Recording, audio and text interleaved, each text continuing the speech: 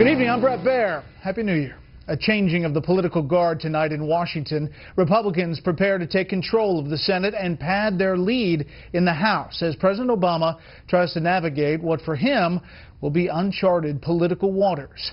We have Fox team coverage tonight. Ed Henry's at the White House with how the president is approaching the last Congress of his final term. But we begin with Chief Congressional Correspondent Mike Emanuel here in the Bureau tonight. Good evening, Mike. Well, Brett, good evening. First, John Boehner needs to deal with a conservative challenge trying to stop him from being Speaker. Boehner supporters say Republicans should stop fighting each other and get to work.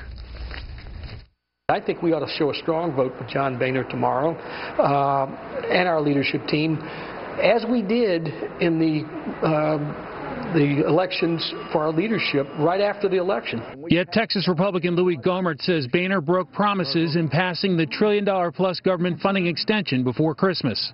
For the Speaker to run in and pass the omnibus that totally funds Obamacare for all next year, we took the hostage of the Homeland Security. That was a huge mistake. There are at least 9 members who have come out publicly opposed to Boehner, with Gohmert and Florida's Ted Yoho saying they'll run against him. I hear over and over again that we need new leadership, and I hear it from older members and I hear it from younger members.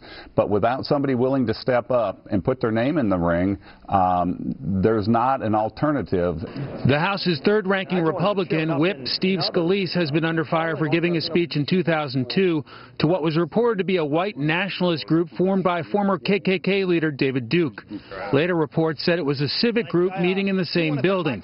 Nevertheless, Scalise has apologized and other GOP leaders continue to back him.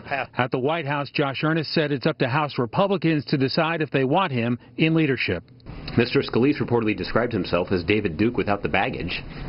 So it'll be up to Republicans to decide what that says about their conference. DNC Chair Congresswoman Debbie Wasserman Schultz said, quote, "Nothing discredits Republican claims of outreach and bringing people together more than their decision to keep Steve Scalise at the top tier of the elected leadership of their caucus." On Sunday, Mia Love, the first black woman elected to Congress as a Republican, praised Scalise for his humility. And has apologized, and I think that we need to move on and get the work of the American people done. The newly elected only Jewish Republican in the House blamed the media. It's unfortunate that so many news reports don't even mention the fact that this was a dozen years ago and don't mention the fact that this was about a very specific issue to reduce wasteful spending. As for the agenda, Republicans continue saying Obamacare is a terrible law and plan votes to repeal and pick apart its least popular components. Lawmakers are expected to target the individual mandate, the employer mandate, and to shift what the law considers full-time employment from 30 to 40 hours a week. We'll have to do it systematically because we'll need to get Democratic support to do it. And there is one fix which already has some strong bipartisan support. A major tax was smacked on the medical device industry. There are a lot of Democrats supporting it, including people like Al Franken and Elizabeth Warren. Also on the agenda is a vote on the Keystone XL pipeline as early as this Friday. It will be a test to see how many Democrats the GOP can bring along to back the project. Brett? All right, Mike, thank you. When President Obama took office, he had Democratic majorities in both houses of Congress. As he goes out, Republicans will call the legislative shots. Chief White House correspondent Ed Henry tonight on how the president will deal with it. President Obama arrived home from a 2-week Hawaiian vacation to face a sobering new political reality. For the first time, he's dealing with the Republicans running both chambers of Congress, and his aides are vowing to work together. We should spend a lot of time looking for that area of common ground, and the president will do that. They're saying the right things, yet doing the opposite. The president planning to go his own way this week by teeing up more unilateral action and hitting the road for campaign-style events, visiting 3 states to tout the economy instead of committing to a meeting with the Republican leaders as the new Congress opens. But he hasn't even been sworn in yet. You're saying he's getting ready to do more executive action? He is, and the president is determined to make progress where he can on his own. The president also talked of more confrontation with Republicans in an NPR interview over the holidays, as he promised to take out his veto pen a lot more frequently to block incoming Senate Majority Leader Mitch McConnell on moves like tearing apart his health care law. If we can put either repeal or take out pieces of it, like, destroying the 40-hour work week, the medical device tax, the individual mandate, all of these are highly unpopular with the American people.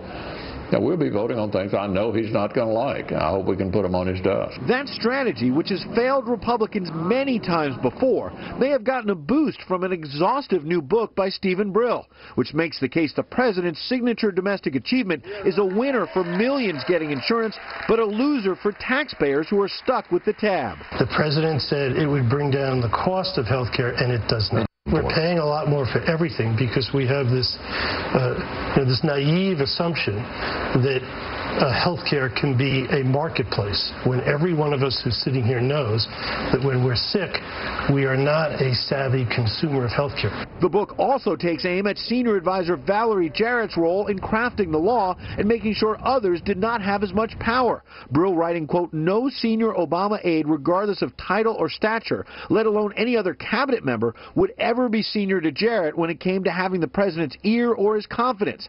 Asked about the assessments of those 5 senior officials that Jarrett was the, quote, real chief of staff, Obama declined comment. Now, the president did not duck that question in a one-on-one interview. Instead, the author submitted dozens of written questions. The White House chose not to answer the one about Valerie Jarrett. Josh Earnest told me today she's very important around here, but the characterization in the book is overblown. Brett?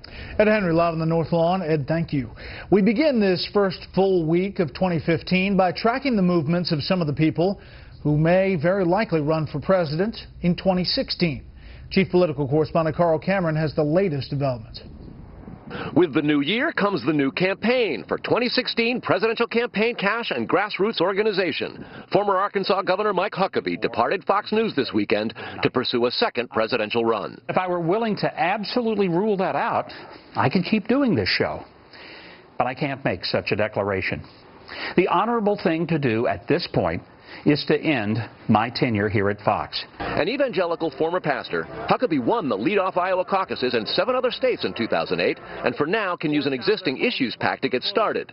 He's popular with social conservatives, but he's already under fire from fiscal conservatives.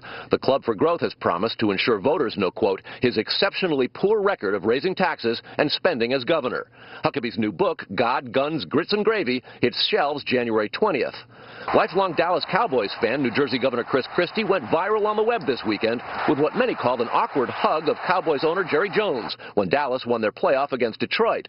Christie's out of the gate, too, with a month-long victory lap as 2014's chairman of the Republican Governors Association that closely resembles a presidential campaign swing. He'll attend several GOP governors' inaugurations and visit critical early caucus and primary states, including Iowa, New Hampshire, South Carolina, and Ohio, where Governor John Kasich's eyeing a White House run, and kicks it off tomorrow in Florida, home to a pair of other likely rivals, U.S. Senator Marco Rubio and former Florida Governor Jeb Bush, who continues to set the PAC's pace. Bush will hold the cycle's first fundraiser Wednesday night. It'll be in Tony, Greenwich, Connecticut, a private event hosted by a cousin. Kentucky Senator Rand Paul's got money on his mind, too. In addition to running for Senate re-election and the presidency at the same time, experts say he may also be able to raise money in separate campaign committees simultaneously. Indiana Governor Mike Pence's supporters are hoping he, too, can run for re-election in the presidency at the same time. A GOP bill has been introduced allowing any Hoosier to seek more than one office. Pence plans to announce whether he'll run after his state's legislative session ends in April. When people mention me for the highest office of the land, I'm deeply humbled by that. Well, the money required is both humbling and daunting for all the candidates. Just to survive through the first 4 contests next year will take somewhere between $50 and $100 million. So if you split the difference and go to about $75 million, that amounts to raising $175,000 a day, and they would have had to start 4 days ago. Brett. So it begins. Carl, as always, thank you. Our 2016 Presidential Contenders Series continues Thursday with Texas Governor Rick Perry. Up next, why slumping oil prices may be good for your wallet, but bad for your 401k. First, here's what some of our Fox affiliates around the country are covering tonight. WSVN in Miami, where a judge ruled same-sex couples could get marriage licenses right away instead of waiting for a midnight statewide launch. Large-scale ceremonies are planned for tomorrow in several cities. Federal judges have found the state's voter-approved ban on such marriages to be illegal. Fox 32 in Chicago, where an additional 6 inches of snow could be on the ground by tomorrow morning. Bitter cold has already set in, and take a look at that. It's moving over much much of the country this week. The current wind chill in Chicago hovering around -12. And this is a live look at Phoenix from Fox 10. It's not -12 there. The big story there tonight, a campaign to cheer up a cancer patient goes viral. Teenager Anthony Lyons loved visits from therapy dogs so much, a friend set up a Facebook page for pictures of dogs. There are now over 500,000 posts from all over the world for photo doggies for Anthony. That's tonight's live look outside the Beltway. From Special Report, we'll be right back.